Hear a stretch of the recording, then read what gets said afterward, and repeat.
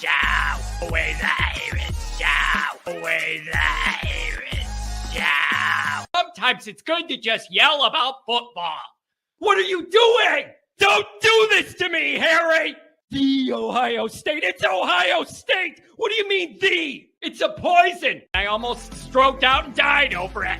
I'm glad to be at the party. I'm mad we're this late. You ain't a captain of nothing but a sinking ship! That helps the defense without them even doing a damn thing! Doing a damn thing! The call-in line. 312-988-15. You tell Johnny all you've heard and seen. No Irish. No Irish. No Irish. No Irish. Irish. Yeah. That's right. Welcome in. Welcome back, folks. We're pushing through the summer. We're pushing through the summer, but I got to be honest. It's hard. It's hard, and I am not the only one going through this struggle, and I see some of the chats about it. It's more this year than most years. It is always, I got a theory here. It's always a struggle through summer when you're waiting for football to come back, whatever. I just feel like this is such a big year for Notre Dame. It's all getting amplified. All of the what ifs on the good side, on the bad side, in the middle, whatever it is. I'm telling you, I feel it. It's more intense than a lot of summers. And I think it's just because everything's lining up to where this is like some culminating point to the early part of the Freeman tenure that's going to dictate whether people feel good or have more questions than we have now about the direction of all this. I'm telling you, it's a real thing. It's a syndrome. And there's no cure for it other than football. Football, real football, seeing guys running around sweating in tight pants, hitting each other, football.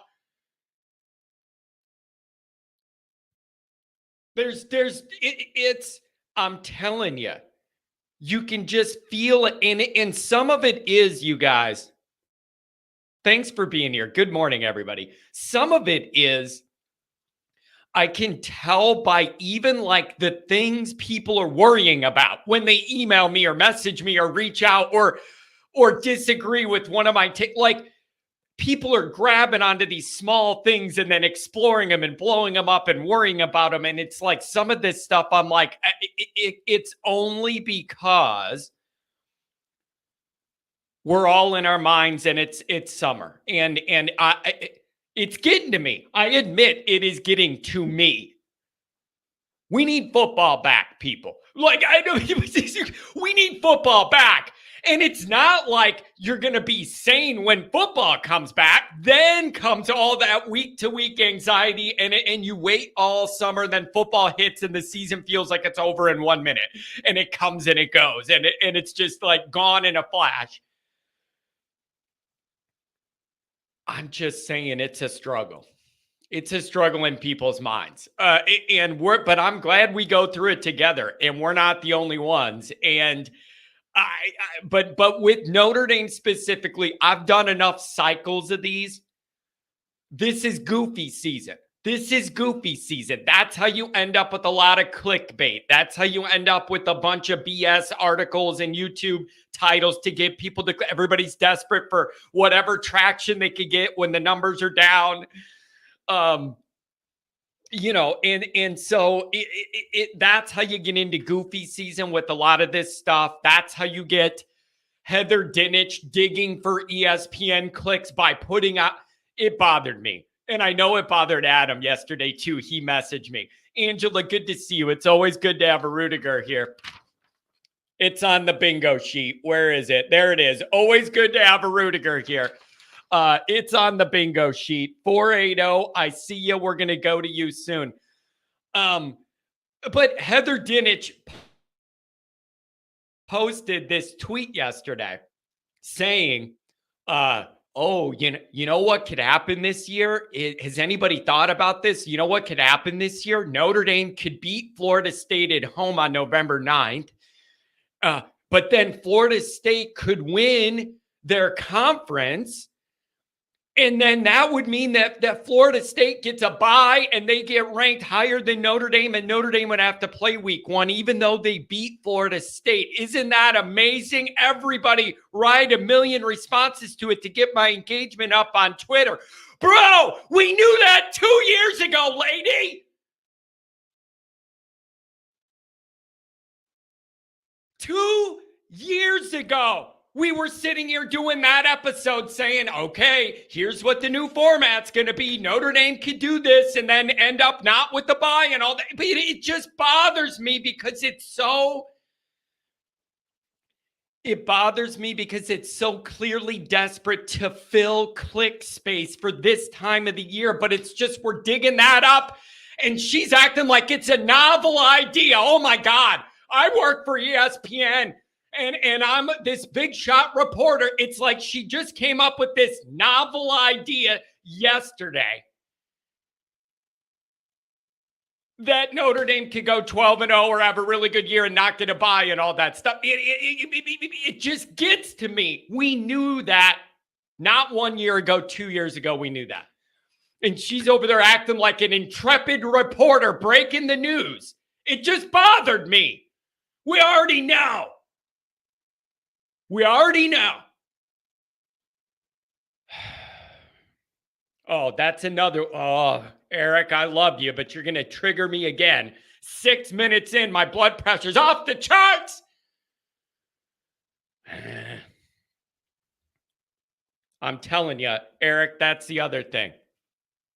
Juicy language from Eric. I like that in there. And I like that in the morning, baby. I like that from you. I like that edge from you, Eric.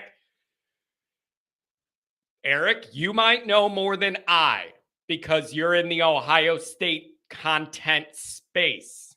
Okay. Oh my God. What is that? You got to be kidding me.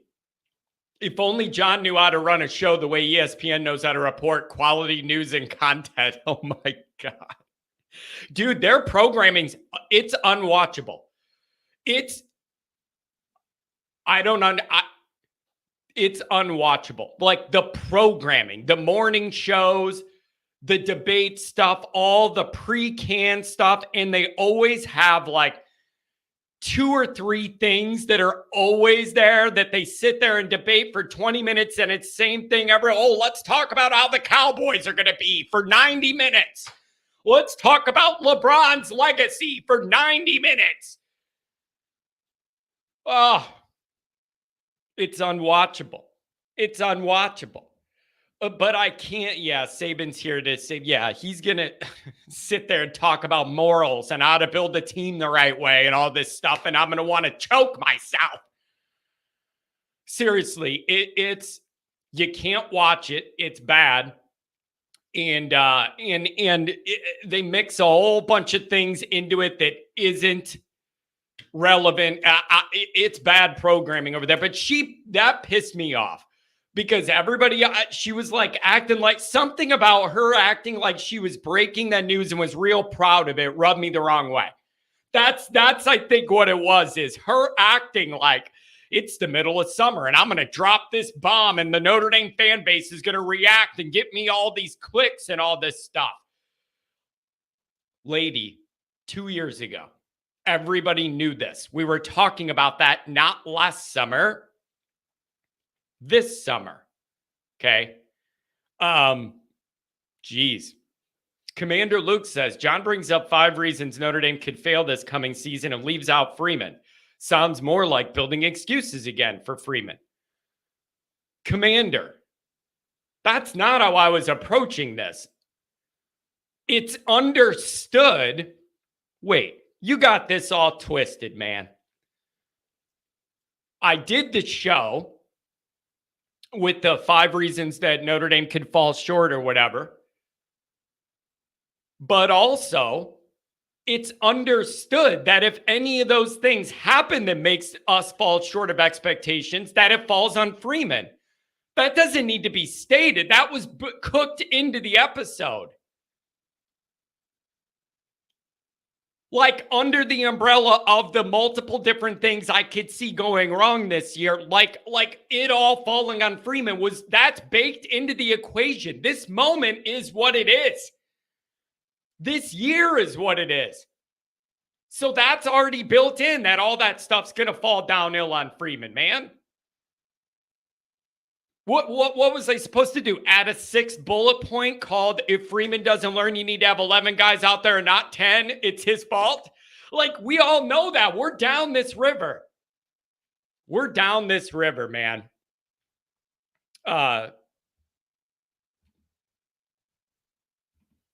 John, you have to talk Cowboys and LeBron. You know how this game goes. I think the separator is how you present those topics and put your own spin on it as well. I guess I'm just telling you, man, it seems like when it's football season, every time you go to like a barber shop or anywhere that has like just ESPN on in the backdrop, because I don't watch it, but anywhere you go or like a bar during the day and they have it on, it's always a round table about like Dak Prescott and the Cowboys and Jerry Jones and whatever, bro. And I just don't care about them. But it's always the main topic. And then I'm not an NBA guy. Since the Bulls and the Jordan thing fell apart, I still, when we had Derrick Rose and he was playing great before he shredded his leg when he should have been out at the end of the game, that was the end of my Bulls watching. And like, so I don't have NBA at all. Like, and the Bulls are bad and have no plan. Just like the Sox are bad and have no plan. Do you see any overlapping? Do you see any? Oh, it's interesting. I mentioned overlapping failures in Chicago. And here's Jerry Reinsdorf's burner. Right on time, baby. Right on time for that one. Your DNA's all over both of these failures. John, whose fault is it for the Sox disappointing season? The team would be good if the fans actually showed up and cheered on the team. You're going to make my head pop off my carcass if you keep this line of questioning up. Are you out of your mind? It's your fault. It is your fault. If only John knew how to run a show the way the Sox owners know how to run a major league team. Oh, yeah. Yeah, it's the real deal. Yeah, Pat, that's what I'm yelling about on social media. Heather Dinich, breaking news yesterday with her realization that Notre Dame could beat Florida State and be ranked behind them and not have a bye in the playoff. And she thought she was on top of the news, just breaking some big time news in the middle of the summer, generate some clicks. It just rubbed me the wrong way. And whatever. I'm over that. I'm over her. Let's see a couple of these super chats. Oh boy. Couple of phone calls. We'll come right to you. $5 holler from Adam. How does Texas A&M not know they are Texas's little brother? Okay. This is something I'm glad you brought up, Adam. I got to tell you this. I'm a little jealous of something. And I don't say that often when it comes to like where Notre Dame's positioned in the college landscape and what a big profile Notre Dame has. I got to be honest. I am jealous of people that fully engage in college baseball culture. College baseball culture is pretty intense and awesome. And it's just kind of sad we don't have that. And even when Notre Dame's good, you don't have that. Like the rivalries and what a big deal it is down south. You could never have that in Notre Dame. It's just not built for it. And it just never could have that feel. But following this College World Series stuff, it has been drama. And in case anybody missed it or isn't into that or following it, Texas A&M, Mark, I don't think those are going to be it. The gold, I don't think they're going with the gold. I think that was just something in the bookstore. But I don't think that's the sleeve. I know what you're talking about, and I'm not sure that's what we're getting on the official jerseys. So maybe we hang tight on that one and get some more information. I really don't think that. I don't think it is. There's been some other pictures of some jerseys in the locker room, some of the guys trying to, I don't think it's the ones you're talking about. But with the baseball culture, Texas A&M was in the World Series playing against Tennessee. Texas A&M loses a heartbreaker, loses the World Series. Then Texas A&M's coach goes in the media room. And apparently Texas just got rid of their coach or fired him or forced him out or he was trying to leave or retire. I don't remember the details, but Texas's coach is out recently. So then Texas A&M loses this heartbreaker, loses the World Series. Texas A&M's coach gets up there, and the question is, do you have any interest in the Texas job that just came open? And Texas baseball is a big damn deal. And he went off on, I'm offended you would ask that question, and we just played this game, and I left my family to come coach at Texas A&M, and I don't have eyes for any other place. Like, this is where I want to be. And he went as far as to say, I'm offended you're asking me about this, in this moment right after the game or whatever. So then all the Texas A&M people are going, okay, we lost the World Series, but at least Texas isn't going to steal our head coach and the coaching staff too. So there's all this discourse on Twitter about that. And then the next day, the guy takes the Texas job and he's out. And so now you have all of the Twitter feeds that I'm seeing are like the Texas A&M people are completely distraught, totally out of their minds. They're calling cult meetings, having seances and weird offs, trying to make themselves feel better. And they're all losing their minds about being Texas's little brother. And it is the juiciest drama you could ever see. All the old tweets and everything being drug up of he just said he's not going to Texas or whatever. I gotta tell you, man, I am jealous of Southern warm weather college baseball culture. And the other thing it does is it helps you build that bridge till football comes back. It gives you the college intensity you don't get from a June Major League Baseball game when it's this kind of tournament and that pressure and everything. They really get into it, man. I mean, people doing what I do for after our games, opening up the call-in line. They do that after baseball games down there. And it's I'm really, really jealous of it. I think it's a really, really cool thing. And baseball was my first love as a kid. It's just a shame that I don't have a team that I can follow that I'm proud to follow and have fun with. But baseball was my first love. And it's just I wish we had that culture.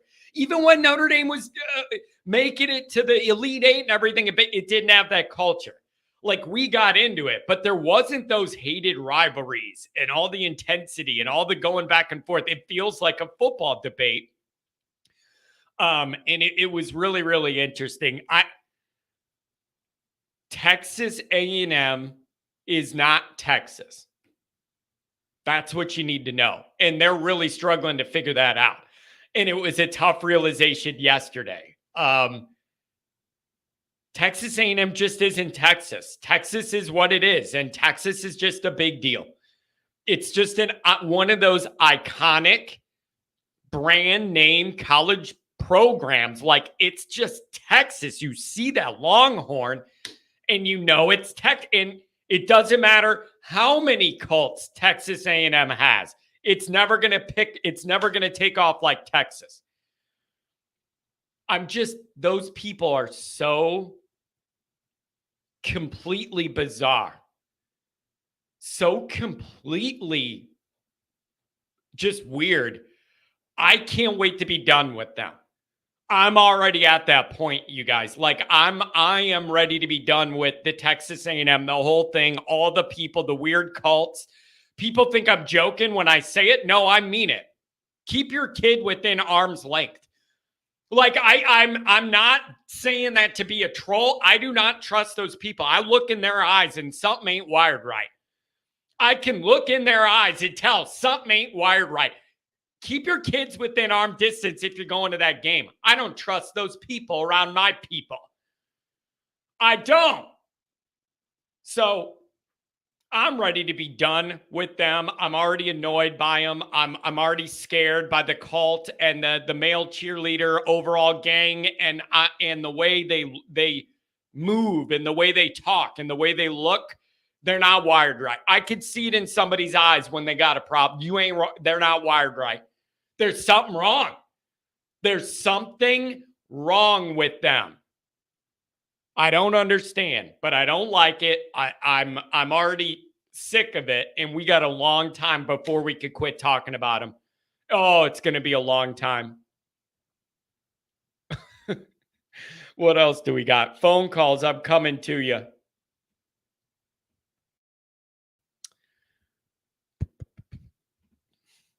Indeed, fans blame GP for everything. Don't sit there. Gerard Parker, I'm assuming you're talking about. I don't blame him for everything. It was just not a good fit with that guy for where the program was at.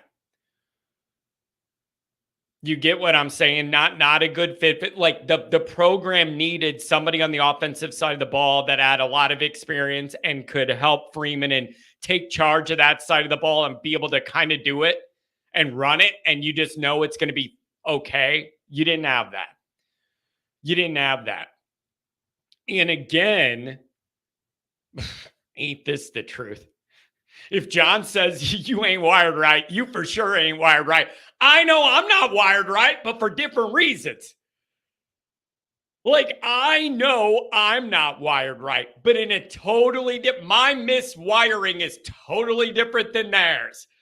Their miswiring tells them to dress in white overalls and do jazz hand rhyming cheers to a crowd of kids or something. Like, I know I'm not wired right, but it's in a totally different way. Those people, something ain't telling you. Look in their eyes. You ever see like mug shots on social media or like something happens or they arrest a bunch of people at a protest or whatever and they have the mug shots or whatever. You can look at those people's faces and look in their eyes and see, nope, you ain't wired right. I can tell everything I need to know just by looking into your eyes. So I want to be so done with A&M. I want to be so done with A&M. And they're not going to go away. You got them week 1, and then you got them the next year, week 1. But if we could at least just get through that first, I'm done with these people, man. Oh my God, I'm done with these people. They're so bizarre and proud of it. That's the other thing. And proud of it. I just can't do it anymore. So it's going to be a long rest this summer. All right, finish up my chats and we'll give it to the callers. Oh boy, this ain't gonna help the mood. This ain't gonna help the mood. $5 holler from the V1. I appreciate you, Rotate. As a guy who lives in Ohio, still haven't forgiven Freeman for what he allowed to transpire 276 days ago. Yeah, did I finish the intro? Did I start the intro? It's only been 23 minutes. Did I start the intro? Where is it? There it is. Let me do the introduction. It's on the bingo card. It's on the bingo card. I still haven't forgiven Freeman for what he allowed to transpire. Here's the deal. People brought up when that chat originally came up before the show started. People were bringing up, the end of the Ohio State game went how it did, but at least it wasn't Miami 2017. At least it wasn't Notre Dame and at the Big House in 2019. At least it wasn't the Clemson playoff game where you lost 600-3 or whatever and couldn't defend anything. Here's my position on that. different kinds of pain. Different kinds of pain. Like if you have a pain bucket and it fills up, there could be different kinds of pain at different times. The pain of humiliation and embarrassment of not even being able to stay on the same field as Miami in 17 and Michigan in 19 in the playoff game against Alabama, in the playoff game against Clemson, where we got worked over. That's a different kind of pain than the pain of we put ourselves in position to finish off one of these games and actually win one of them. But we dribble down our leg at the end of the game on both sides of the ball and allow a result that just didn't need to happen. And that is a totally different kind of pain. One pain is I'm embarrassed and we're not even close to winning this game. And it makes you think about all the big picture things that aren't good enough when you're getting blown off the field and you just can't even compete at all. That's a different subset of misery contexts than the Ohio State one is, where you were in position to change the narrative. You were in position to make people look at you differently and respect you in a different way. You were in position to do that, and you didn't do the right things at the end of the game on both sides of the ball. You made a ton of mistakes with your offensive decision-making and then the defense too. Like you, totally different kinds of pain. Which would you have? Neither. But wouldn't you all admit you would rather have the pain of where you're like one play away from winning the big game and not just losing by 40 where it's over when it starts and it's not even competitive at all? Like, I mean, I guess that's better, but it doesn't make me feel any less amount of pain, just in a very unique way. And that, again, you guys, that's the big thing with the Ohio State game. Callers, I'm coming to you, I promise. That's the big problem with the Ohio State game that I've not been able to get over. That game was way more than just one win or loss on Notre Dame's record. Yes, it was a win or loss on the record and a big deal. But that game meant more than just where it was going to put Notre Dame in the standings. That was the one you needed to be able to have people look at you different, respect you in a different way, force their hand, make you to look at them, make them look at you as a big boy that could hold your own against a program that's considered, a top 3 program and recruits top 3 every year at least. Practically, Notre Dame lost a lot that night. Perceptually, Notre Dame maybe lost even more. And it wasn't just losing it. It was the way it happened. It was the absolute worst case scenario. And in a way, I don't even know why I'm surprised. I'm a Notre Dame fan. Like, it's just the way it's gone. In all those big push. The Florida State flag game, Clemson in the hurricane. Like the big, this is how those big moments end for Notre Dame. What coach and what team is going to change that? One of these Notre Dame teams got to break through. And I got a feeling once you break through on that stage, the floodgates open.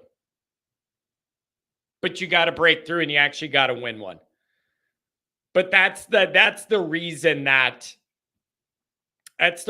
one hurts me so much, is because you had it in the palm of your hand. And the funniest thing about it is, I've said this to people too, and I maintain that it's accurate. Christopher, $10 hour, thank you very much. Here's what hurts me the most about the Ohio State game. You didn't even need to run successful, good plays to win that game at the end. You just needed to do anything different. Like you didn't need to go down the field and score a touchdown that last offensive drive to win the game or what. You didn't have to do that. You didn't have to score another point. All you had to do is just run a few more seconds off the clock, and you probably win the game. And you couldn't even do that. That's the part that kills me, you guys. That's the part that gets me. You didn't even have to do much. You just couldn't do what we did. You could have handed the ball. You could have handed the ball to Estime, make them run out their timeouts, and maybe you get another first down after 1st and 11 or what the first down run he had for 11 yards, and then did the feed me, and you fed him on the bench. You didn't even have to do anything great. You just had to not do what you did. And then defensively, it's just a nightmare at the end. Even before the 10-man thing, a lot of defensive mistakes were made for them to get down to that point. And that bothers me too. Obviously the 10-man thing is the flashpoint in the embarrassment for Freeman specifically. But even to get down to that point, we did so many bad things. It's just it really, really is upsetting. And apparently nobody wants to hear me say, maybe Notre Dame could be better for this later on, or Freeman learns from it and it makes him a better coach, or stronger, or tougher, or realize attention to detail. And when I said that in a recent show, I got nailed for that. Nobody liked that. I'm just trying to find a way to take that misery and turn it into anything constructive at all, or anything helpful, or frame it in a way. It's tough. It's just one of those moments. It's tough. And then Louisville and Clemson happened. Yeah, you got to be ready to play on the road. Maybe I'll ask that question in the chat. I would like to know why you think Notre Dame wasn't ready to play on the road. Why was Notre Dame not prepared to play on the road? It is a weak-minded thing. It just is. And I know Goolsby sometimes tells me about, John, you don't understand when your schedule is all messed up and you're flying at weird hours and your sleep pattern's off. You as a player, that really matters. And you got to understand that you're not going to be as fresh and ready to go as the guy sleeping at home or whatever. I get all that, but I see a lot of other teams go on the road and they seem ready to play. I want to have respect for that, but I see teams go on the road and it doesn't take them a quarter and a half to wake up.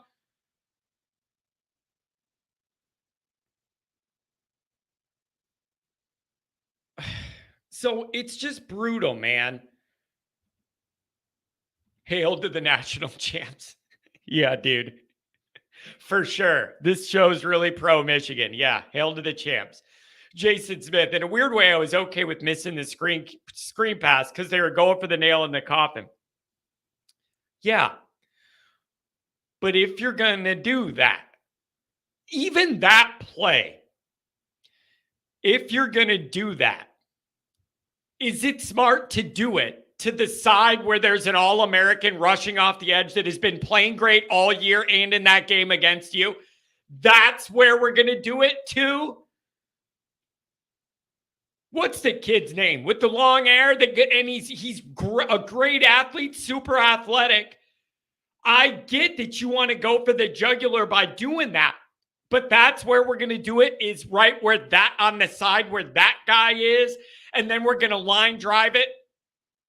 We're going to line drive it over there, Sam. We're not going to loft it over and it be. It's too much. It's too much. It just is.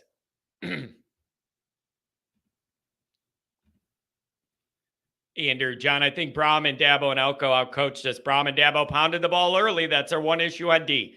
Parker got spooked after Ohio State, despite actually calling a good second half. That's, Andrew, that's one of the disappointing things.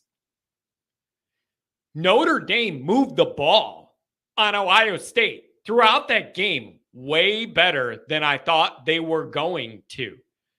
We put together some drives more than we usually do when we're playing one of the elite teams with elite athletes or whatever in those moments. We put together a lot of decent drives against Ohio State, and we didn't finish them off. Early in the first half, you had the fourth down situations. You got down in the red zone, you missed a field goal. Like, those need to be touchdowns, not no points or nothing. And so, but we really, that was a frustration too. We moved the ball way better than we usually do against those teams. And you just, bro, I don't think you're allowed to score 14 points and then be all, this isn't 1966. Like, you can't score 14 points and then be like, the offense did everything they needed to do to win the game. Bro, this isn't like the 40s. You don't score 14 points against a great team and think you're going to win. You don't. Oh, daily reminder. Don't pay attention to that ND football account. It's a trap. It's a plant. It might be EJ Holland from the Michigan beat, for all I know, on a troll account, the weirdo he is. But they're trolling, and don't be fooled by the ND football being like, oh, this is a Notre Dame fan. I don't know who it is, but it's somebody that has bad intentions. And everything they drop in the chat here is worse than the one before it or the day before it. I'm just making you alert. Don't be fooled by that ND football logo. This is not an ND person. I can promise you that. Oh, I don't know. Sometimes it's fun. Sometimes it's fun. How about that for an answer? Sometimes I have fun engaging with those accounts. Is that not a fair enough answer? Jeez. Yeah,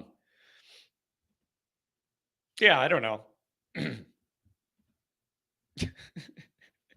Giving me a hard time. John, your defense had the 3rd and 15 on a 30-yard line. I stop it. Yeah, 14 points could have won that game, but 24 or 27 would have won the game. There's could have and would have. If you would have scored a few more on the chances you had and not failed on 4th down, missed a field goal, whatever, when you had drives, then it would have been different. Then it wouldn't have been could have, it would have been would have. The difference between could have and would have is everything.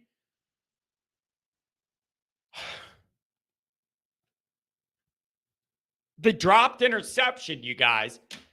I wake up in the middle of the night, like I get electrocuted, thinking, and all I see, oh, I got the ball. No, you didn't. No, you didn't. You had a chance to be immortalized in college football history. Catch the ball. It was your moment to shine in front of the whole world, and you jumped and you had both your hands up. Just catch the ball. Catch the ball. Anyone ever look at their Apple Watch stats from football Saturdays? You know what I'm going to do? You know what I want to do? I looked into this. I think there is some apps I could get where it like measures your heart rate on the screen. And I don't know whether that's good for me or not, but I'm tempted to get it just to like see what happens. But like it would be something I like wear on my wrist or something and then plug it into the USB or whatever. And it registers like your heart rate or whatever, bro. I think it would be really entertaining, but I think we may discover some really scary medical statistics for John. And I don't really know if I want to know the numbers. Like, I don't know if I want to face the numbers, bro. Oh, man. Yeah, the heart rate monitor is a brilliant idea for me. Man. John, how does your family handle this? You get so worked up for a team that won't play for 2 months. Well, usually it's really awesome because when football season's off, then you can enjoy a thing called baseball. And when you enjoy a thing called baseball, you watch a team almost every day in the summer, and they entertain you by knowing how to play the sport, unless you own the team. Jerry, retire or expire. I don't care which. One or the other. Retire or expire. I don't give a damn which path it is. But the only hope for those two Chicago organizations you own comes when you're out of the picture. Retire or expire. I don't care which. I'm over it. I saw a tweet today. Callers, I'm coming to you. I'm so bad at this. I'm so bad at this, man. I saw a tweet and it said, Southside Chicago man arrested for running through a crowd of people leaving a Sox game. And the guy ran into a crowd, and then it was one of those things where like a guy's on the hood and he keeps driving, like to get onto the toll road, the Dan Ryan or whatever. And it said that this guy got arrested for running all these people over. And my response to the tweet was, I think the guy should get immunity because he was genuinely just trying to get away from White Sox baseball as fast as he can. Like, I looked at the car was all beat up. There's like a guy laying there weekend at Bernie's. And my thought was, I bet you that gentleman he could not stand. He could not stand one more minute, one more inning of White Sox baseball. And the guy gunned it out of the South Side. And whoever was in the way was in the way. But I think that's a legitimate defense argument in court. When he goes up and sees Judge Judy, that's what I'm saying. Sir, I was scared by what I saw, and I needed to get out of the way. And and he sped off, and he maybe ran over a guy. And then here's the other thing. I see a couple people put, oh, John, just be a Cubs fan or whatever. Well, I got news for you people too. I knew the White Sox were going to be bad. I didn't know they were going to be historically bad, but I knew they were going to be a non-competitive. I knew that going in. Cubs people were talking like we're going to win the division and we think we could compete and we're going to be a playoff team and all that. And you're in last place in a bad division too. You're in last place in a bad division too. So that's a little surprising to me. I'm sorry. John rooted for the Cubs versus Sox. What are you talking about? Grandpa Kennedy always said it, man. You root for two teams in this house. The White Sox and whoever the hell's playing the Cubs. But they actually thought they were going to be good and are failing. We knew we were going to be bad and are living up to that. Might be more mad if I'm a Cubs fan. All that money they have to spend and what they did, and you're sitting in last place in a division that is not good. Unbelievable. Anyways, I don't know. Oh, you were rooting for the Cubs because you want the Sox to be as bad as possible. That doesn't count. That doesn't count. Yes, I did get to see old Comiskey, and I liked it very much. Andrew, it's weird you bring that up. I actually have a picture. My dad brought me to the last game at old Comiskey. And he took a picture in the parking lot with this angle of the old building and the new building. And it was just the coolest historical thing. And you could see all the old cars from that era and everything. And it's one of my favorite non-Notre Dame pictures that we have is just of us at that game and the new building being built, but the last one at the old one. It was pretty cool. Yeah, you weren't rooting for Cub wins as much as you were Sox losses. You got to understand, you guys. Once you're as bad as the Sox are, you want it to be worse. right? Like it does you no good to win a couple games here and there when you're 80 games out of contention. Once it was going to be really bad, you may as well go for historically bad. I want everybody to be humiliated and embarrassed. I want the owners, everybody that works, I want everyone to be humiliated and embarrassed and know that they're complete failures. Everyone.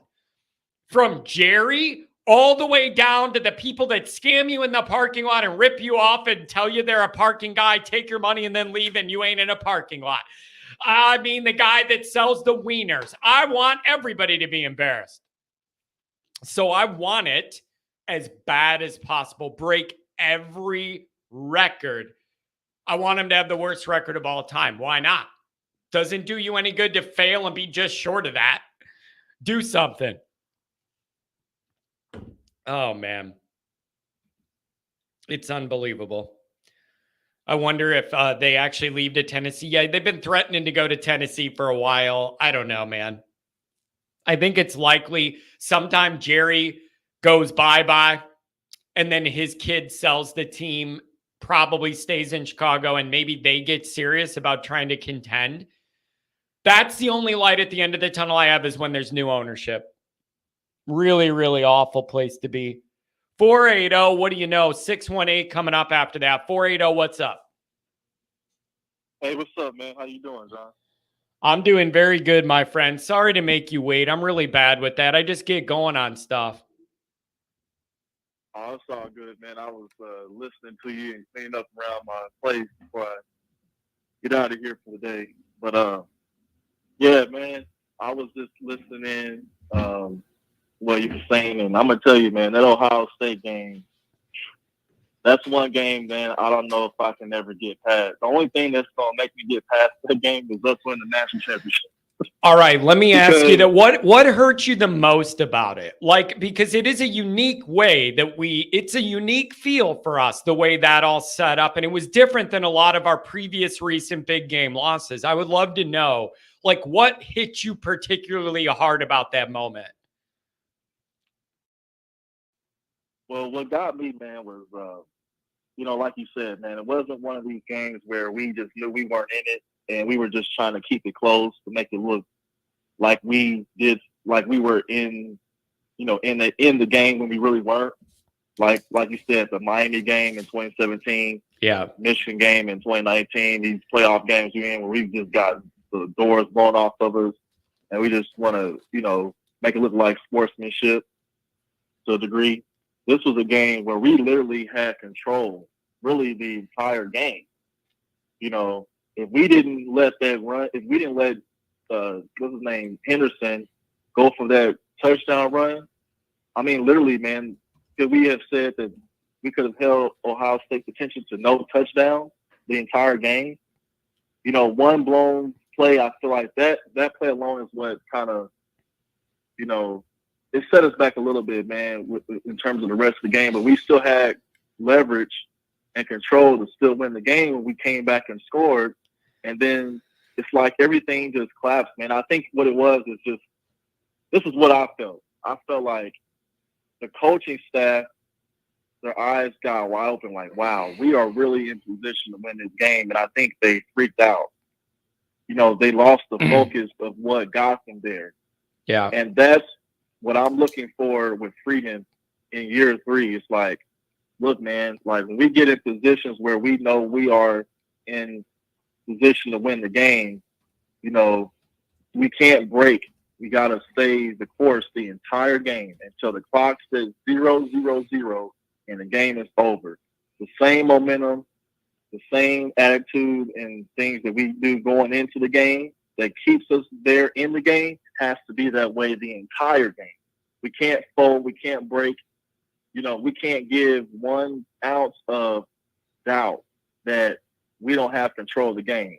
And that hurt me, man. That Ohio State, man.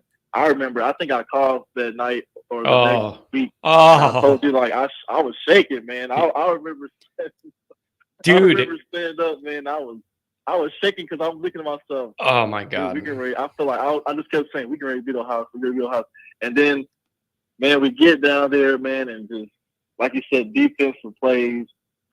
And what got me, man, was the whole 10 man on the field thing. It was just like, what the heck, man? Like, what are we doing? Tell me if you felt this, man.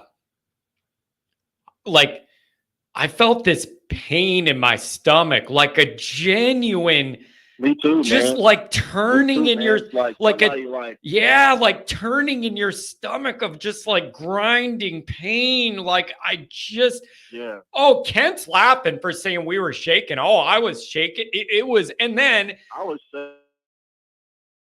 shaking, bro. I couldn't believe it, man. I mean, because here's the thing, man. Dude, our lives are so miserable. It's just one thing after the next, man. This is so sad. But it's it's like, dude, you want to be like, grow up. We're all grown adults here. There are bigger things in the world to worry about around you than all that. But dude, what gets you, gets you.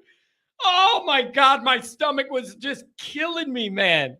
Oh man, I couldn't sleep, man. I couldn't sleep, man. That night, I remember staying up, man, the entire night, and just like you said, it was like a pain, man. Like somebody in my family had got hurt, or somebody I cared about got hurt or left.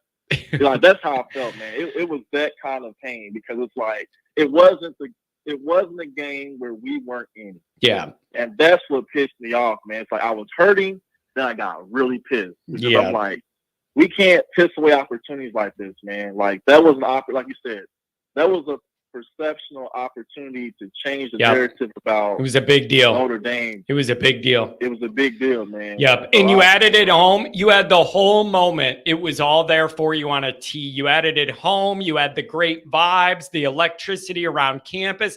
It's the most electric feel. It's the most electric feel for a buildup of a home game since Bush Push. Like even 2012 and 2018 when we were undefeated and playing for things or whatever, 2020's different because nobody was allowed to be there. But like it doesn't even compare. Yeah, no, it really doesn't. No. That was definitely a defining moment. But I'm gonna say this on the other side of things. That Louisville game, I told one of my friends, man, that's Notre Dame fan. I called him before the game, and you know how they show like little snippet highlights of the team warming up. Yeah. You know, catching the ball. So I called him. I said, man, we ain't gonna win this game. I said, because I could look in the fear. It was like fear, man. You could look at fear in the eyes of Hartman. And, all right. Of course. Now I got a question. He played against them. I got a question. Yeah. And this is something I've been asking myself as well. Do you believe that it would have all been different if you found a way to beat Ohio State? Like if we found a way to hold on and make one more play and get that win, there's nobody that could tell me we wouldn't have been more engaged and more prepared and more upbeat and ready to go play that Louisville game. Then I'm convinced it took the air totally out of the balloon. The guys were physically exhausted, mentally exhausted, and they just you could just tell it was a bad dynamic. If we won, I gotta believe that we show up with more pep in our step and overcome what, you know, the physical drain of playing Ohio State and all that. But that's another reason that the way they lost hurt is because of that. Yeah, I think that if we would have beat Ohio State in classic fashion of, you know, getting a stop, you know, on defense and, you know, whatever, win the game, I think the momentum would have certainly boosted the team to where the attitude would have changed to, like, we got something to play for. We got something to protect. I felt like after Ohio State, it was kind of like, well, you know, and I mean, I can't think for all the players, but I'm just speaking as a former athlete. Like, you know, if we lost a game where that was important, like an Ohio State type situation, it could throw off the vibe a little bit in the locker room, because like, okay, what are we really playing for? What are we playing to protect now? The game that we thought that, you know, really defines, you know, our season or our program, you know, for this year is down the drain. And it went down the drain in you know, horrendous fashion. So I felt like then it was more like trying to not, you know, lose another game in terms of the perception of the team. and not more or less about trying to get to a championship type deal. But like I said, man, that Louisville game, I saw it, man. I'm like, man, we ain't gonna win this game. I just felt it was just it's a confidence level. I just had this vibe, like, man, we're not ready. There's just there. You can see in Hartman's face, man. He was shook. Yeah, and then on their side. On their side, it was 100% the other way. They were feeling good. They were undefeated. They thought they had all the big dreams in the world. Like and their crowd, bro, their crowd on social media, their crowd was rabid leading into that game. And I'm thinking, dude, I've seen this before. You're walking into a hornet's nest. And if you ain't ready, like Miami. Oh yeah. Oh, I hate it. I hate this. I don't even want to talk about this. I hate it so much. I know what you're saying. It was like the Miami game in 2017, man. That atmosphere, the crowd. We knew we weren't in the game from jump because of just the atmosphere. And that's what, like I said, in this year, in year 3, man, what I'm paying attention to is how does Coach Freeman prepare this team to go on the road in these type of environments? Because here's the thing, man. When he in year 1, he didn't win at USC. We got embarrassed. You know, we let old boy clown us and get the Heisman on us at USC. Okay, so he's got a bone to pick with Raleigh at USC, not at home, because he does well when it comes to certain games, man. Like after we lose the game, whatever, Freeman has a good way of kind of using it as a fuel to get a team prepared, especially with, you know, if it's a top 10 matchup at home. He's done a fairly good job of getting the teams prepared for that. But now I want to see that on the road, man, because that's going to tell me that this team is really for real about making a run in the postseason, especially August 31st when we go down to Texas A&M, because that atmosphere is going to be electric. They know just as well as we talking about it. They talking about it too. They got us circled. We got circled. It's going to be electric and creepy. Electric for sure, and also creepy. I do not like those people, man. They scare the hell out of me. Yeah, man. Like we got to win that game, man. There's, like you said, like you said, and others have said, this is not Freeman's first year. This is his 3rd year, you know, as a coach, and he's trying to go to the next level with what he's trying to establish. With Mike Elko, this is his first season, first game as the new coach of Texas A&M. So the gap is a little wider for him. If he were to lose his game, it's like, okay, well, you know, it's the first game, whatever, of my tenure as a Texas A&M coach. The pressure's all on Marcus Freeman. Don't you agree with that? All Freeman. Oh, look at this. Wait, I gotta bring up the bingo chart.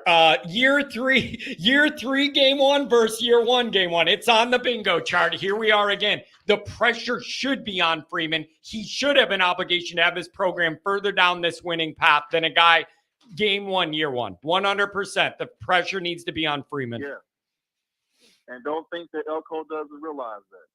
So he's gonna try to get his team prepared in the mindset of saying, "Look, we ain't got nothing to lose," and you know, like we're the underdogs. We don't have anything to lose. You know, kind of attitude, and so that's only going to fuel these players to want to beat Notre Dame.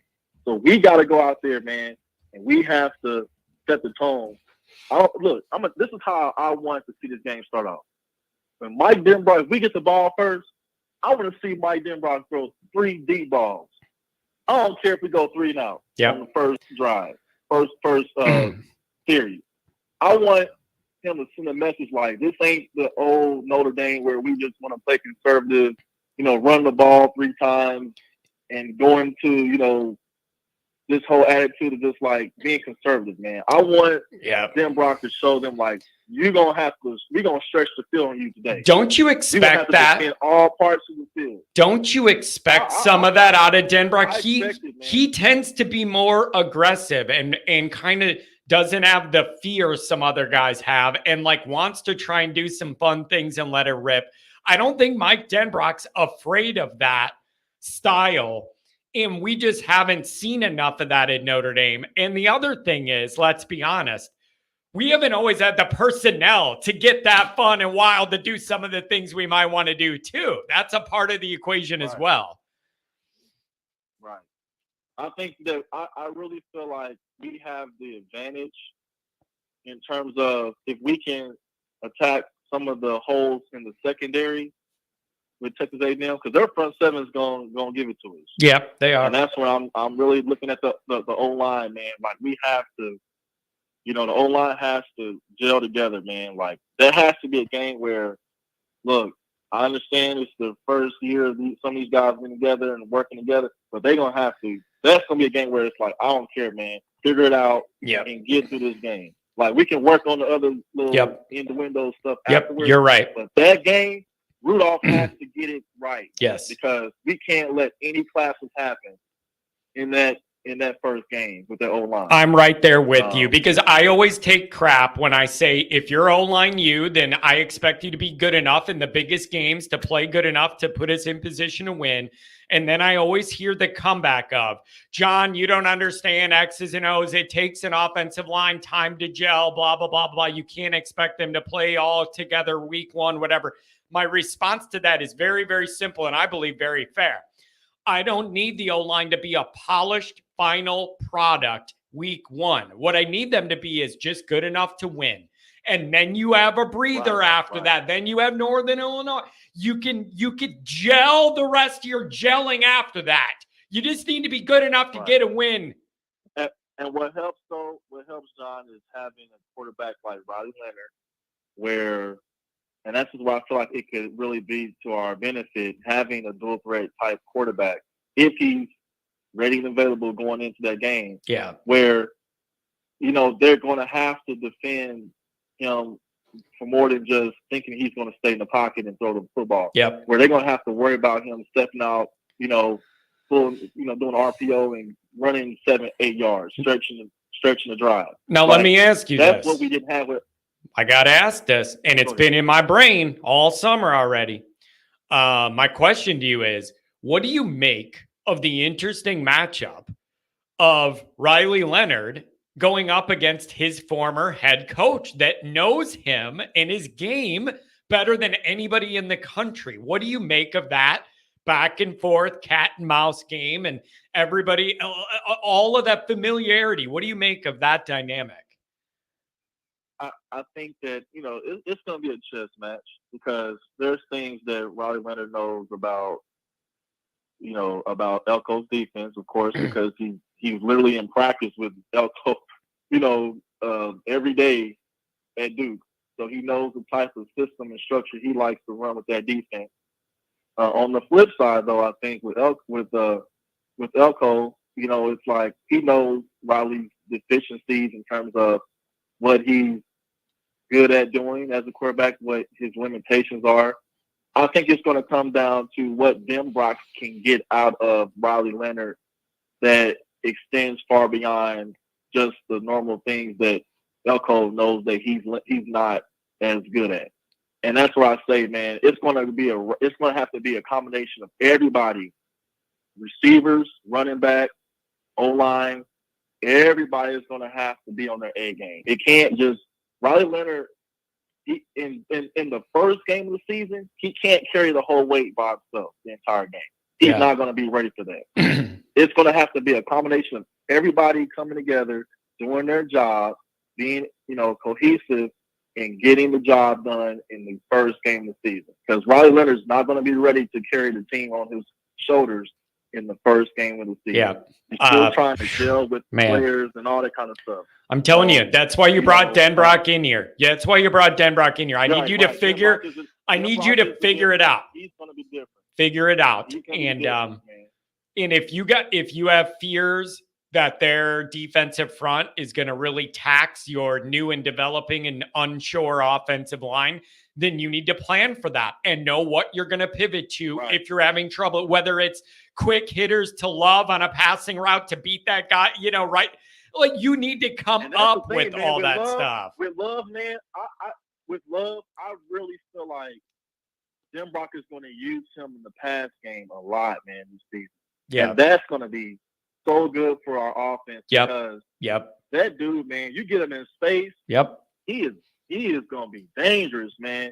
And I feel like that's what was the limitation last year with, Parker was not utilizing all the assets that we have in that running back room, in terms of the pass game and being able to really create some mismatches. And that's what Jim Brock is really good at doing. And I feel like that's going to be the advantage for us, is that Jim Brock is really good at he's really good at understanding mismatches and knowing how to put the players in the best position to capitalize off of those mismatches against the opponents, man. So I'm really, really, intrigued to see how everything's going to come out. But I feel like, man, our defense is going to be crazy. Should be. Man. Like, I'm really excited to see, man, what Golden. I mean, this is third year in Al Golden's defense.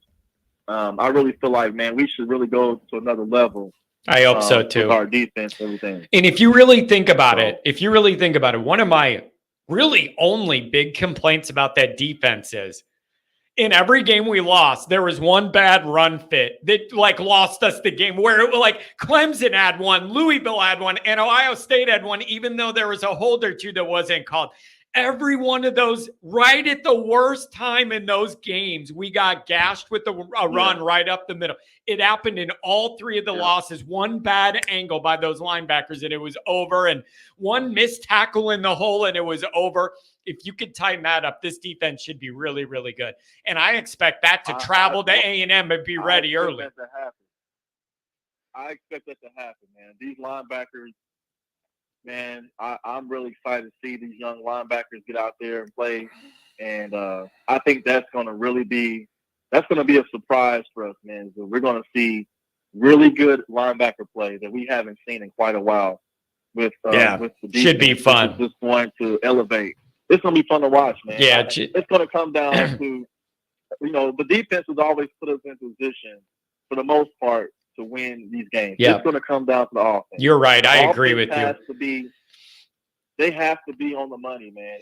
And this is where the idea of, Jim Brock, coming in and putting offense in position to capitalize off of mismatches against these other teams, man, it's going to be the difference in us, winning these games and losing, or being close to where we're putting ourselves in position to lose the game. Man, you're right. You're right. That defense, our defense, even in the games they didn't play great or got worn down, I feel like our defense played good enough to put us in position to win every game. But the offense doesn't carry their weight, and every defense is going to get worn out when it's 3-and-out factory or a turnover factory. No defense could survive that. So I felt like those guys deserve better results than they got, because they played good enough football to win all those games, but the offense couldn't do anything. But the offense couldn't stay out there, put together a drive, quit turning it over. Last year, the defense played championship football. They put us in position, even in the Louisville game, they put us in position that we could have really changed the narrative and turned that game around. It was that sputtered out. Yeah. And that's what I'm really looking at, man, is we got all these additions in the off season. We got to capitalize on it, man. Riley Leonard, we went to the portal and got another quarterback. We got to capitalize on it this year. Yeah. It's got to be, it's got to happen, man. And I'm really confident it will. I really am. Oh, I hope so. Mike Brown, I feel like Mike Brown, the new receivers coach, I feel like he's going to get the best out of our receivers. He's going to teach them things on the more technical side that's going to help, in the in-game structure. I think the rotation is going to be better with the wide receivers. Yeah. And then, man, look, the strength and conditioning, man. From what I saw the interview with Bo Collins, and they asked him about his thoughts about the strength and conditioning and how he was saying that it's more speed-based, more explosive, more science-based. Yep. That, to me, gives me a lot of great optimism. Yeah. Like, that's what Notre Dame. What have we always complained about when we played against Bama and Georgia? These teams, man, we're not fast enough. Yep. We're not fast enough. They're faster, and they're more explosive. So, I'm more optimistic that the strength conditioning coach is putting us in position, man, to really get the best out of us, with our explosiveness and speed on the field. So yeah, Nay, I'm with you, man. Yeah. Hey, thanks for the call. Really good call. I enjoyed this. Thank you very much. Hey, no problem, man. Good talking to you, man. Have a good day. Thank you. That was a good call. All right. Good way to start off the day. Callers, we're going right back to you. Mikey pulls $5 holler per. Oh, I didn't think of this. Per your last video, ND could. By the way, how's that wedding situation, Mikey? Did that already happen and I missed it, or what's the deal with this wedding situation? That was I forget I forgot when it was going to be. Did I miss it? I need an update. Per your last video, ND could ruin this season going 12-0, 11-1, and lose the first round of the CFP, especially at home against the group of 5. See, yeah, that's a whole different angle. Making the playoff is like unlocking an achievement, to a large extent. But then if you did that, then everybody would be mad about that anyways. Right. Who was it? Adam? Was Adam Dowling? Were you the one texting me last night? I think it was Adam last night. He was texting me. Think about this, John. The scenario you want is Notre Dame gets a 5 seed, hosts a playoff game against the group of 5 team. And then if you do that, it'll probably line up to where you'll play the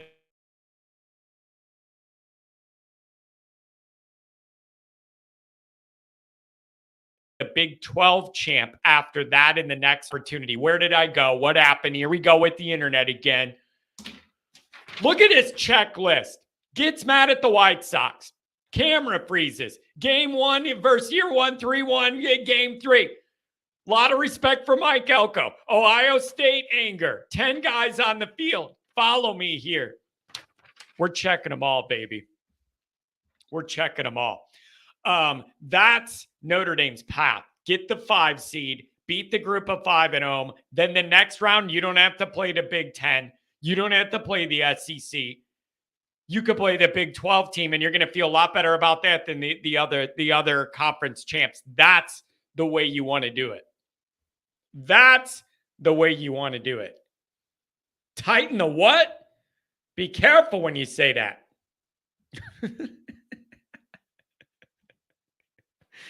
$5 holler. Louisville hurts more to me than Ohio State. I think Ohio State fans know they got lucky and they respected us, but Louisville knew they shouldn't have won and they clowned us after. I totally get what you're saying. I totally get what you're saying as far as like the perception of these moments and how they were all built out to be. And I do agree with you.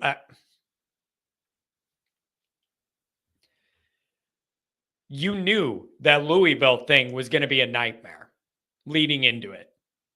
It was Twitter. I'm telling you, I can always gauge socially crowds, how big of a moment it is by what the interaction on Twitter is like. It's like a mini representative of what you're going to get live.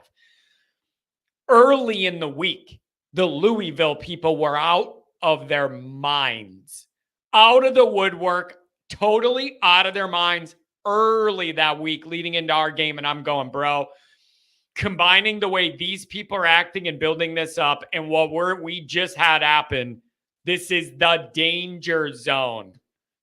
And you failed. John, in your expert opinion of diagnosing creeps, what watch lists are EJ on? He did have an issue with the airport once. So maybe that one's still in the mix, or maybe it's all cleared. But I do remember him saying there was an airport issue. So probably on that list. I do not respect that person. I do not respect him. He is the most unprofessional person that has a professional college football job I've ever seen. And it really It's really disgraceful. But when you're in the Michigan market, that's what they like. That's what they feed off of. Nobody in the Michigan market's going to call him out for the unprofessionalism because that's how they operate. They love it. They eat it all up. There is nothing like, hey, you're being a weirdo. Like, can you not embarrass the fan base by the way you write and talk about recruits and lie and give misinformation and mistruths on purpose every single day just to get clicks and make a living? He has no respectable qualities whatsoever. He is literally the most unprofessional person that has a professional job in this business. He is number one by far. Lies, manipulates, distorts the truth, misinformation, everything. And the Michigan people eat it up. They don't even question it. They eat it up. Give me more. Give me more. Give me more. He is a creep. He is a weirdo. I have no respect for him. The way he does his job is disgraceful. And the way On3 and everybody at Michigan lets him represent them is embarrassing. He has no credibility. He is a liar, and I have no respect for him at all. By far the worst person in the entire country for like having a recruiting actual beat job. He's a liar. He literally just makes up lies to get clicks. Like he does it in real time. He's the worst. He's the absolute worst. You guys know, he was on their board saying all the people that commit to Notre Dame are total weirdos. All those Notre Dame kids are weirdos that commit to Notre Dame, and we don't want them. This is how disingenuous EJ is. He's on his own professional work board saying kids that commit to Notre Dame are total creep weirdos. We don't want them in Michigan. One day later, he's writing an article saying how they're trying to flip Taylor and that it would be a great gift for Michigan and we want this kid to be here and everything. Well, wait a second. Which is it, EJ? You said all the Notre Dame commits are creeps and weirdos and you don't want him there. Well, he's committed to Notre Dame. Very unprofessional. I don't respect them. I really don't. So, whatever. It's just the way it is.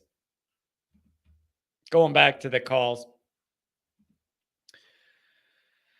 I think we do need to pump the brakes a bit on Denbrock.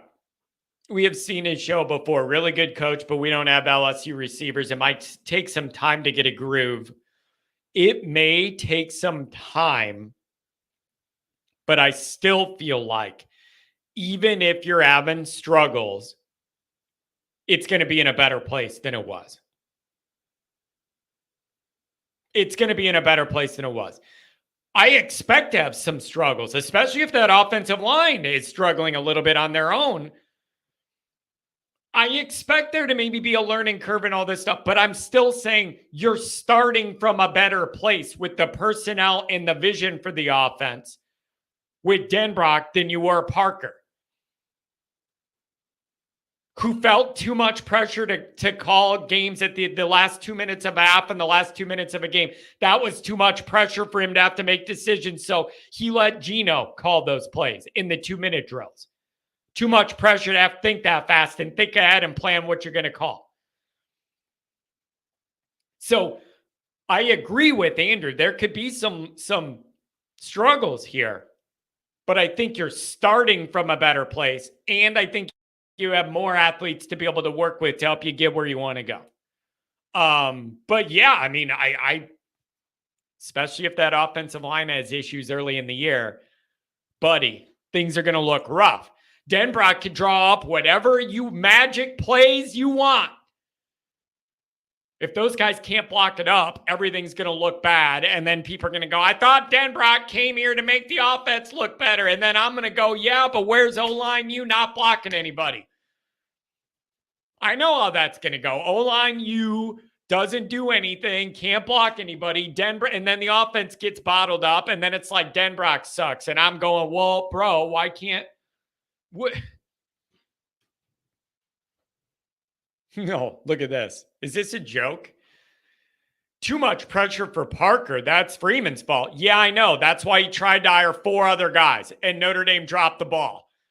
Like, how many different people does Freeman have to try and hire to show that he didn't want to hire Parker? I mean, but time was running out of the hourglass. He was like the 4th or 5th option. And they got down to the negotiating table on another one, and Notre Dame screwed it up. Is that Freeman's fault? He wasn't the one who messed up that negotiation. He did all that he could to have the guy he wanted that has 30 years of experience. So, I mean, I get it. Like, ultimately, whoever Freeman hires, it's got to be on him. But you need to admit to yourself there were 3 or 4 other guys Freeman wanted before he felt like he had to do this to put out the national narrative that Notre Dame can't. Oh, it's a joke. Good. Can I get those blood pressures back I just blew? Freeman Hawk Tua? Yeah. Apparently, because he's got 7 kids. So 618, what's going on, man? Hey, what are you doing, John? Oh, man. Oh, we're all over the map today, man. I'll meet you where you're at. What's on your mind today? Man, I wanted to say something about the baseball thing, man. Look, I'm a Sox fan myself. Oh, it's buddy. Disappointing. Ooh, it hurts me. Anything but the Cubs. Anything but the Cubs, man. Yeah, I know. I stay in the city where they hate. If you think Sox fans hate the Cubs, try Cardinal fans. Who enjoying that the Cubs in last place. Yeah, it's hey, I tell everybody, Grandpa Kennedy always used to say we root for 2 teams, the White Sox and whoever the hell's playing the Cubs, and that's just kind of the way it is around here. Mm-hmm. But let me get to Notre Dame football, man. I believe our receiving core is going to be better than the last few years of receiving core. The last 2 years, it's got to be. We're going to be okay. It's got to be. There's no way, right? Like unless a cement roller smashes all of their legs, I don't see any way that this wide receiver group isn't more productive and has more of a productive rotation than what Freeman's had the first 2 years, right? Tell me I'm right on that. You're right, and we're going away from being tight end you, man. I mean, with Jim Brock, we're going to go away from being tight end you. The only person that gets the ball is the tight end in the pass game. Because Love, man, I can see a big year out of Love where he have like 700 rushing yards, 500 receiving yards. Dude, I want Denbrock to scheme up a whole set of like pass routes and short and intermediate stuff beyond just handoffs for Love. Set him up. Maybe you save some of the juicy ones for the bigger game moments or whatever and leak him out of the backfield somewhere. Like, he is a weapon, and I really think Denbrock knows it, and they're going to try and get him in space and use him, and I love that idea. Yeah, man, I think this probably be Riley Leonard's best year he ever had. He haven't had this much talent. I know the offensive line is going to be shaky at the beginning of the year. I think we'll do just enough just to beat A&M because I don't think A&M score against Notre Dame. Man, they do not. I don't think they come close to scoring against Notre Dame. I've been thinking about it. We have all these worries about the offense and is the offensive line, how are they going to look in the stress of that moment and the crowd and the heat and the communication and everything. I genuinely expect Notre Dame's defense come ready to play in that moment. I just do. Like, I think they are ready. They have enough veterans that know what they're doing. Like, I think even if that offense takes a while to get going, I'm banking on our defense marching down there and being ready to play solid, really good winning football. I expect that of Al Golden's unit, and Al Golden has earned the right for me to expect that. That is a compliment to him and his unit. They need to be good, and I think they will 9-1. Yeah, and I think, man, I just think that this team is like totally different. I mean, Jared Parker compared to Denbrock, man, they got to be. I mean, LSU had good receivers, but man, come on, man, look what they did the first year Denbrock was there. The receivers did absolutely zero. Yeah. And I think we got, I think this group is pretty good, and we got, what I'm not worried about, man. Defense wins championships, and we got the best defensive backfield in the country. And whether anybody want to say it or not, we got the best defensive backfield in the country. We definitely got the best. So man, Morrison on. I need those guys to maybe carry the night there early against A&M and let that offense settle in and get their feet under them in that moment. And there's a lot of new moving parts with the offense and everything. I need the defense to be a stabilizing, consistent force early on while that offense gets into their groove, whatever groove it's going to be. I hope it's a groove, and whatever. Yeah, and I just don't see A&M scoring no more than maybe 10 points against this defense. I mean, everybody bragging about their quarterback, but man, I don't know nothing about their quarterback. They don't know nothing about their quarterback. If any time that somebody open up the season against Notre Dame, they hype their quarterbacks up. Yeah, man. Dude, A&M has a lot of questions too. I don't know, Connor Wegman coming out of the injury, and now he's going to be I don't know what to expect of that guy. I don't know what their O-line's going to be. I don't know. The one thing I think I know is they got really good athletes on their defense front, and they're going to try and heat up Riley Leonard. And I need him and Denbrock and homeboy Gino, and I need everybody to figure out a way around it. That's what I need, damn it. And I think we do. I think we win. I think we win 20-10, but I think it stayed close because of that crowd in A&M, man. That's crazy, man. That crowd is crazy. Here's the other thing. Think about this. If you thought about this, think about this too. The strength of Notre Dame's offensive line, we feel better on the inside than I do on the edges with those tackles, for sure. Their edge guys are the strength of their unit and their team and everything. It's going to be important for Notre Dame to be able to run the ball north-south and move those guys too. This isn't just wing it around the ballpark in the Texas sky. I need you to power run it up there, Giggy, right up the middle. If they're coming off the edge, doing all that, you're going to have to be able to run the ball up the middle to balance this all out. So your O-line, I know you have some new guys or whatever. I need you to do enough to be able to run the football north-south in that moment to balance this stuff out. Yeah, I don't see Love having a great rushing day because I see the other running back, man. I see him having a great day, man, against A&M if you could go north-south. Yeah. I mean, I don't know if they're going to stack the box, Andrew. And if they do stack the box, is that an opportunity for Denbrock to maybe try and take a shot or take advantage of some matchups with all those people in the middle? I don't know. And I've seen a couple of places comparing the Cross to Aaron Donald, like the Aaron Donald type. Man, you got to remember, man, you start double teaming them interior guys, that means them outside guys got to come with it with their one-on-one. And I believe Notre Dame got just enough outside. I think their outside this year, their ends this year is better than what we had last year. Yeah. Dude, this is such a big moment. I've thought of this the way you have and everybody in this chat has.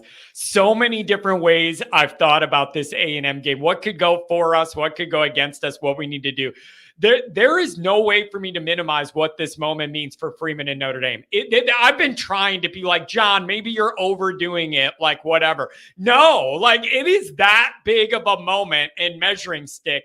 Nationally, the way people look at Notre Dame, internally, the way people look at Freeman, it's a big deal and there's no way around it.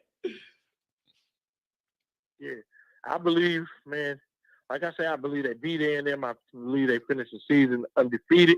The regular season undefeated. They get that fifth. Ooh, They get that fifth seed, man. Give me the fifth. We get a couple wins in the dude, playoffs. you know what it makes me think of? It makes me think of the Chappelle show when he's in court and he keeps pleading the fifth. And I plead the fifth. I plead the 1, 2, 3, 4, 5. You know, that's hilarious. I need to make a short with that. Remember that? And every time he said fifth, he did it in a different voice. I plead the 1, 2, 3, 4, fifth. I need to have 5. I need to have 5. Oh, I got another idea. I got to make a short. I got 5 on it, rolling with the ND team. I'll do a 5 on a remix. These are good ideas we're having. Yeah, and I believe that he finally surrounded himself with a great offensive coordinator. You had a great defensive coordinator, man. I think this is the year, man, that they put it all together and they go undefeated, man. They finally. I believe if we had Denbrock last year, because it's not about the players, man. What ND fans got to understand, it was never about the players and who we had on the field with Ohio State. It was the play calling against Ohio State that really, and because we had Ohio State against the ropes a few times driving down the field and couldn't score. We couldn't score. We was in the red zone. We couldn't score. We was moving the ball up and down the field against Ohio State. It's the play calling once we get to the point where we could score. It was the play calling that was bad. Even the little mishap at the end of the game, having 2 plays, having 10 players on the field, and still almost won the game. Yeah. Yeah, I know. Dude, it just hurts so bad, man. The knife is just twisted. It just hurts so bad. Dude, I never thought anything could hurt me more than the Bush push ending. I really did. I thought that was as bad as it could get on the pain meter. The Ohio State one may have topped it. Only having 10 guys that's special, man. That's a special kind of nightmare.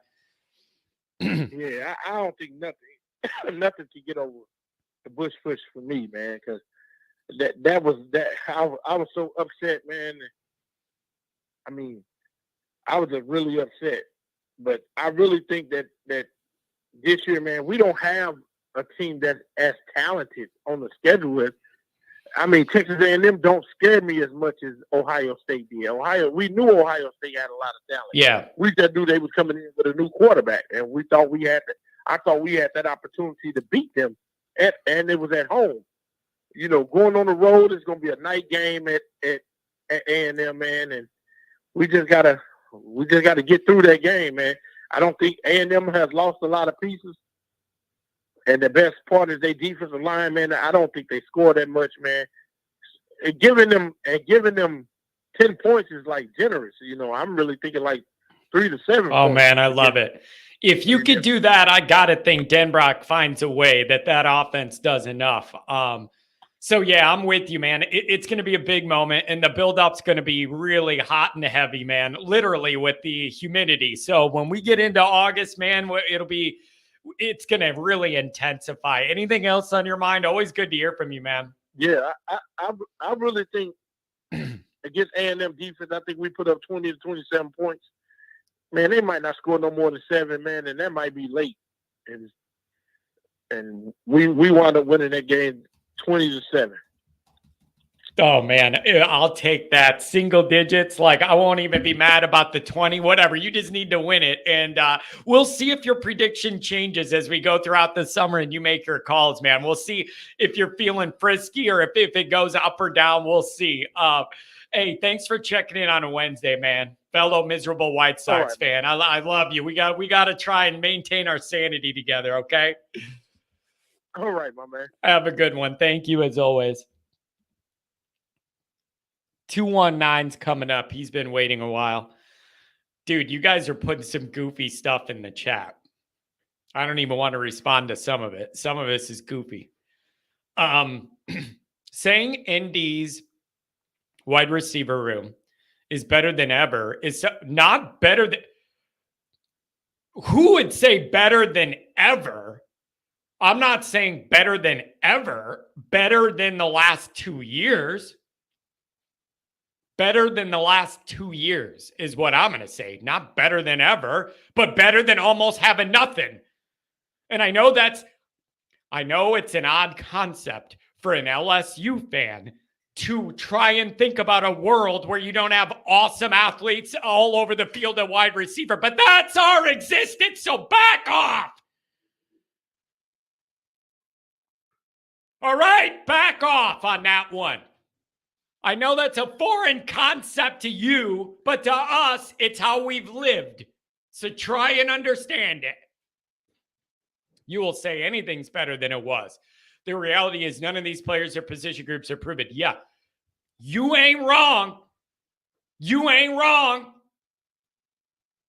You're not wrong at all. But they got it's the talent and depth and the ability to even, you guys, SPF, we weren't even able to really have an honest to God rotation of guys that could, like, you could rely on to take snaps or give a guy a breather. We didn't even have the bodies to actually have like a real rotation. It was really, really sad and pathetic and not good enough in any way. Anyway, not good enough. Here's my question for you, SPF. I'm assuming you're still here. I do have a genuine question, not a troll question, a real question. What I find most interesting about week 1, LSU and USC is I just have no idea which one of these teams genuinely improved the most on defense. Those were two teams that had talent, but their defenses were just like the worst two I've ever seen in my life. And I'm wondering whose defense is going to make the biggest jump this year after redoing everything on the defensive side of the ball, firing to getting a new coach and a new defense coordinator, whatever. I'm really wondering which one of those defenses takes that step up. Yeah, it is impossible to know. And here's the other thing, Roger. Yeah, this applies to Roger as well with, oh yeah, I do. Roger, that does kind of seem like it's true. I think SPF has you on that one. All the crap I give Kelly, he didn't want to back out of that game. They share an agent. Don't they share an agent? And Lincoln Riley was over there telling the agent, you got to tell Brian Kelly it's a bad idea to play this game. We're overloading the schedule here. You need to get Kelly on board to kind of go say, yeah, this isn't going to work, so we could get out of it. And he's telling his agent to go to Kelly and to convince him. And Kelly said, nope, we're playing that game. And you know what? Good for Kelly. Good for Kelly, man. He has that confidence about him and everything, even though he needs a diaper for every big moment when he was with us, at least. And I just think that's going to be a really interesting dynamic. And I never pump faking. I'm going to be totally honest.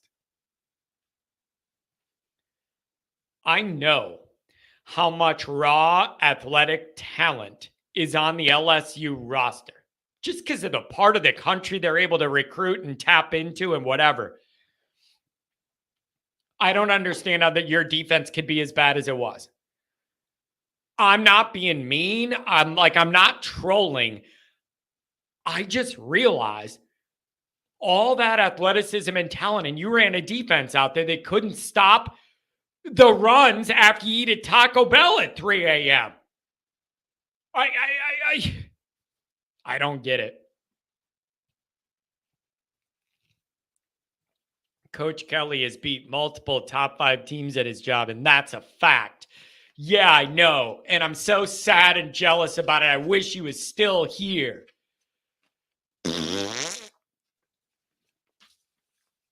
Anyways, here's the other problem with LSU USC. The other problem with that is if Notre Dame beats A&M, You do realize USC and LSU play the next day. It's not Saturday when our games is. It's the next day because it's the holiday weekend, whatever. Bro, if we beat A&M, I am going to be so hyped to watch that game the next day and just troll the shit out of both sides and everybody and root for an asteroid and everything. But if we lose, it's going to ruin it all. I'm going to have no interest in I'm going to have no interest in that game at all. I'm not going to want to watch football. You know how it is. Notre Dame loses, it ruins the whole weekend. You don't want any more football. You don't want to watch any other college games, and it ruins the NFL. The last thing I want to watch is football after we lose. What do I want to watch? Teams that could actually do the right thing and win games to rub it in my face? Roger Dodger, I'm rooting for you guys in that game. I'm rooting for USC in that game. No matter what happens in the Notre Dame USC game to end the year, it's in I think it helps to have USC win that game and have an extra win and whatever. So I'd rather USC win that game than Kelly. So I don't know.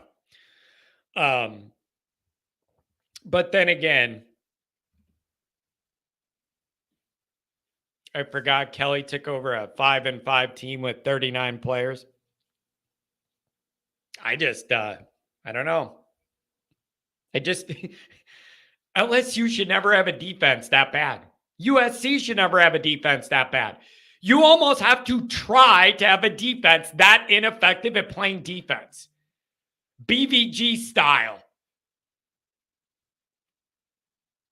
Would you rather open in Baton Rouge, John? Oh, good Lord. Could you imagine it? Could you imagine it? For the ratings, yes. For my stress level, probably not, just because of all the personal stuff.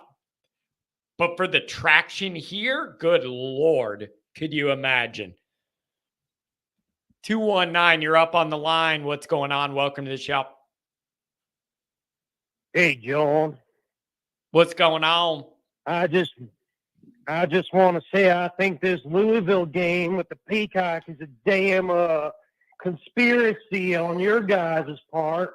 That ostrich I bought last week got struck by lightning when I put him on top of my trailer, and then I got another one, and apparently you have to feed them mothers, so that one died. Then I order another one off the Amazon on the interwebs, and they sent a damn ostrich instead of a peacock. This is good. I'm starting to think you guys are screwing with me. I like what you're doing. I like where you're going. I like the accent. I like all of it. Dude, I got to tell you, man, I'm dead serious about this. It genuinely felt to me like Notre Dame went out of their way to try and minimize what this game could possibly be for those Louisville fans to do the total opposite of what they did to us, building it up into the Super Bowl after our nightmare Ohio State game. It really does feel like we're doing the opposite. Like, guess what, Louisville? It ain't going to be a night game, so you're not going to drink your moonshine in the White Lot for 20 hours leading into this stupid-ass game. And you ain't even getting it on regular TV. Go ahead and peacock yourself.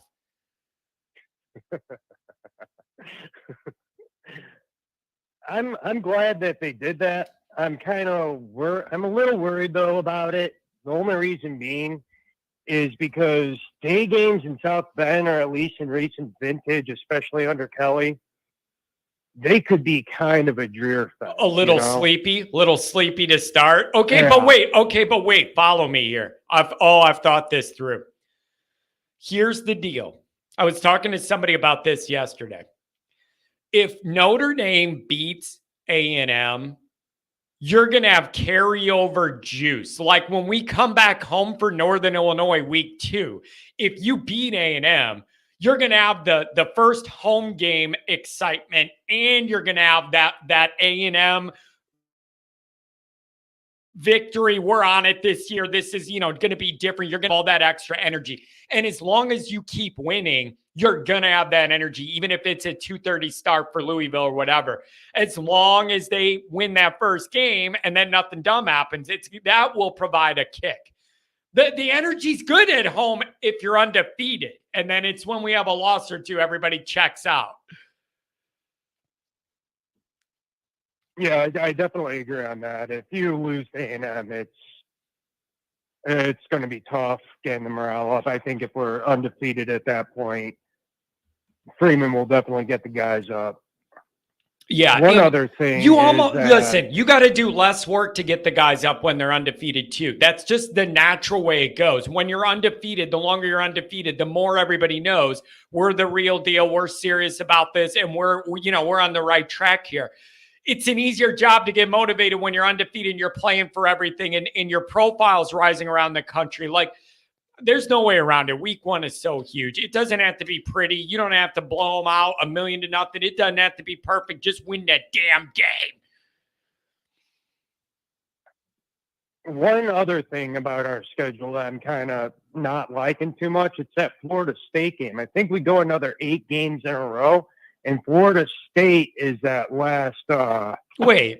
No. There's a bye. No. There's a bye. After Louis, after Louisville, before Stanford, I believe there's a bye in there. So you're not doing that 8 weeks in a row, traveling to different countries, just kind of on a sightseeing tour instead of playing football, all that. Okay, that's good. So you do have that bye. But it honestly, when they released, remember like a month ago, 3 weeks ago, they released the times for the games. Right when I saw the list, I was like, this Louis one feels very intentional that we're trying to minimize the moment. And if Notre Dame was going out of their way to be that petty, I would approve of that message. Like, I would absolutely love it if they were being that petty. The same way they wouldn't let this stupid Purdue engineering dorks get their big drum through our tunnel, and we told them, no, you can't bring it if it doesn't fit. I love it. I love football petty. One other thing I wanted to talk about, because I didn't get to call in after the Ohio State game. I donated some money, and then I ended up passing out with a bottle of vodka in my hand. Yeah. Crying myself to sleep. What really irritates me about that loss was that every show you say we're offensive line you, O-line you talk about making it that when you're playing big boys, that's the time to prove it, not just when you're playing the little guys, right? We're bullying them. We're bullying them, on that final drive when we handed off to Estime. He runs it up the gut. I think he got a first down or ripped off like good yardage. Your team has been built to run like for the last decade. We've been a run first team. How many times have we run it up the gut and it's a cloud of dust? And that's when you decide to get cute. That's when you decide to get cute. It's that big boy versus big boy game that everybody's always talking about. Chance to prove that you're O-line you. And instead of just still running it off the gut, which is working, you just decide to get cute and throw the ball. Yeah, I don't understand that, and it's. Listen, man, I just don't understand. I totally understand. They went for the jugular. They were trying to make one more pass and then win the game. And it's just, my problem with it is I wouldn't choose to run it to the side of the ball where the guy coming off the edge is one of the best players in the country and one of the most athletic guys. And then I'm not line driving it there. I'm dropping it over. I'm teardropping that baby. Anyways, it makes me upset. It just makes me upset. Bama, Blaze Bama, always complaining about how long Dr. John's call is. He was not able to join us today. So I guess you're happy. Good luck. There's my gift to you for the day. Yeah, where is Dr. John? He did message the show. He has family around. He's doing things with his brother. They have some family stuff going on. But I do appreciate him checking in so I don't got to worry about him. No, my guy's good. That's just code for him having all 10 of his girlfriends in a hot tub. And I know. Somewhere. I know. And I wouldn't have time for my nonsense either if that was my dynamic. I just picture him with his shades on in a beautiful big hot tub, drinking bubbly. He's got 3 or 4 different ladies. Oh, Dr. John's a player, international player. Seriously, Dr. John's the original player from the Himalaya. That dude is the real deal. Yeah, other than that, I don't really have much to talk about. I just wanted to vent about that. The final plays of the Ohio State game because you had a caller earlier, a very good caller, who was just making me think about that. Yeah, so that's all I really had. Man, it's going to be a really exciting. It's going to be an exciting year. Like this is no matter how it goes. The intrigue surrounding the Notre Dame project this year is going to be off the charts. And I'm excited for it, man. I'm always here for the ride. It's just that I usually end up throwing up after it, but I'm usually here for the ride. Good job on the accent, bro. Good job on the accent. Let's see what you come up with next week. I appreciate that. Really, I do. Thank you. No problem. Have a good one, buddy. Have a good one. I like that accent. Anybody who calls in doing something fun like that, I'm fine with. You guys are talking about how to do stuff live. I have thought about this. Pat's thought about it, like how we could get into town and be able to record stuff and have the Wi-Fi. And then like whether it's live or you record or whatever, the Wi-Fi is a huge problem, you guys. I get like no service at all. I think Pat says he has a jetpack that gives you the super internet or whatever. It helps you out with that. But I'm still trying to figure out how to do that. And it's just hard when if I go to the game, I don't go live. And the live post-game shows here are my biggest numbers I'm ever going to do. Those are the biggest numbers of every week throughout the year are the post-game shows. So I like being, and there's more money that comes with those for super chats because 50 people want to call and they want to jump the line. So I do wonder the best way to do that.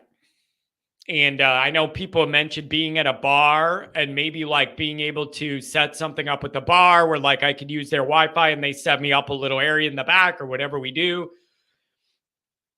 I've wanted to do like Notre Dame trivia stuff. Like I had like this little like going to different tailgate groups and being like, I'm going to give you, $20 if you can answer these Notre Dame questions and do like a little trivia thing and interview the people walking around. I don't know. I'm trying to come up with different ideas. So I don't know. But I'm open to the ideas because I really do love being in town and being with the people. People were dropping 50s and 100s on John's head. I dropped a 20 myself. You know what's really funny? The psychology behind spending is unbelievable. The psychology behind how people spend the money. Biggest, like, beat USC. Most money donated we've ever had in one show. You beat USC. Before the show even started, people were donating money because they're just in a good mood. After the Clemson game, nothing. Everybody's mad and pissed off, and I'm mad and pissed off. Nobody feels like doing anything nice. You know what I mean? Like, it's really, really funny. It's really, really funny how that works. Yeah. So anyways, but the tailgates are growing. That is a good sign. Are you going to do a live stream during the game so we can all watch together again? That's a little tricky because you can't show the game on your screen because you're not allowed to show the game on the screen on YouTube while you're reacting. So it's got to be one of those, the game's over here, but I'm reacting to it with what's going on. Like, again, it's just all not the easiest thing to time up and sync up. So I don't know. Shoot the video and push it to YouTube. Yeah, I guess you're right about that. Tear their flag down. Listen, I love those tailgates. I just love meeting the people, man. Everybody walks up. We have a good time. I love it. All right, everybody. That's going to be it for the day. Really a fun show. I had fun today. It was a lot lighter than Monday's show. Started out on a rough foot. But yeah, this was fun. Thanks to everybody that donated, everybody that chatted, everybody that called, everybody that did everything. I really appreciate it. And yeah, Nick Dean's a regular at the tailgates, man. It's a beautiful thing. I love everybody comes through. Everybody's just not really nice people. We've never had one problem. Everybody that comes through there, just the nicest people, man. The nicest people. It's great. All right, everybody. I'll have a video for you tomorrow. And of course, we will be back on Friday. And we'll get it going again. Have a good one, everybody. Thanks for being here. Really